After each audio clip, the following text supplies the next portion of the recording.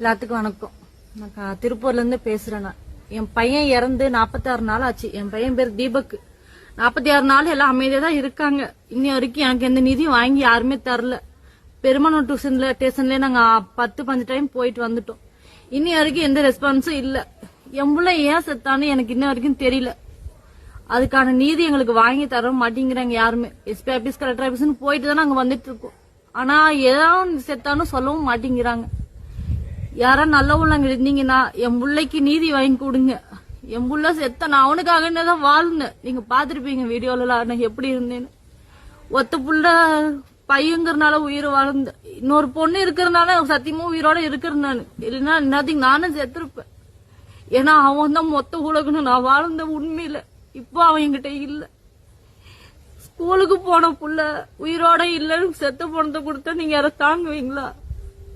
தண்ணி குடிச்சு செத்தேன்னு சொல்றாங்க. என் பையன் கணக்கம்பளே கவர்மெண்ட் ஸ்கூல்ல என் பையனை படிக்க வச்சேன். நானு சந்தோஷமா தான் ஸ்கூலுக்கு நான் அனுப்புனேன். நானு இப்போ என் புள்ள செத்து பணத்தை வாங்கினதுக்கு அப்புறமா சிசிடிவி ஃபுட்டேஜ் இல்லைன்னு சொல்லி எங்களை அலக்கழிக்கிறாங்க. இதுல நியாயமா? ஃபுட்டேஜ் தரேன்னு சொல்லி எங்களை வாங்க வச்சோம் பையனை. இப்ப வரைக்கும் எங்களுக்கு எந்த ரெஸ்பான்ஸும் இல்ல. இந்த வீடியோ பாக்குற யாரும் நல்ல உள்ளவங்க என் பையனுக்கு நியாயம் வாங்கி கொடுங்க. இல்லைன்னா வச்சுக்கோங்க, சத்தியமா நான் சொல்றேன், என் புருஷன் புள்ளி இருக்கான்னு பார்க்க மாட்டேன். ஏன்னா சத்தியமா செத்துருவேன். ஏன்னா அவன் தான் உலகம் இருக்கிறேன். நான் என் பொண்ணுக்காக இருக்கிறேன். நான் இப்ப வரைக்கும் என் புருஷனையும் பார்க்க முடியல, என் பிள்ளையும் என்னால பார்க்க முடியல. சோறு தண்ணி தின்னா என் புள்ள வரும்.